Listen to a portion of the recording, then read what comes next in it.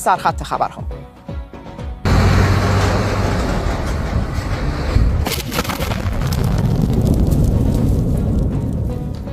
انفجار مهیب در بندرعباس همزمان با آغاز دور سوم مذاکره جمهوری اسلامی و آمریکا. اورژانس کشور اعلام کرد انفجار مواد شیمیایی خطرناک در بندر رجایی دست کم 115 زخمی بر جای گذاشته. برگزاری مراسم خاکسپاری رهبر کاتولیکای جهان. ترامپ در نخستین سفر خارجی خود و ده‌ها مقام عالی دیگر در آیین تشییع و تدوین پاپ فرانسیس شرکت کردند. حضور نمایندگان جمهوری اسلامی در مراسم تشییع پاپ و کنار رؤسای جمهور پیشین و کنونی آمریکا. وزیر فرهنگ و ارشاد اسلامی نزدیک ترامپ و بایدن و انبوه محافظان ایستاد.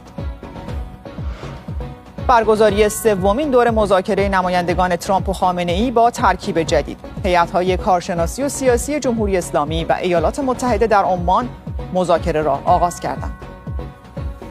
همچنین در ادامه این بخش خبری، حمایت روزنامه‌ها و مخالفان مذاکره از گفتگو با آمریکا. شمخانی در روزنامه ایران از فرصت نادر تهران و واشنگتن برای موفقیت مشترک نوشت. وطن امروز تاکید کرد همه باید تابع رهبری باشند.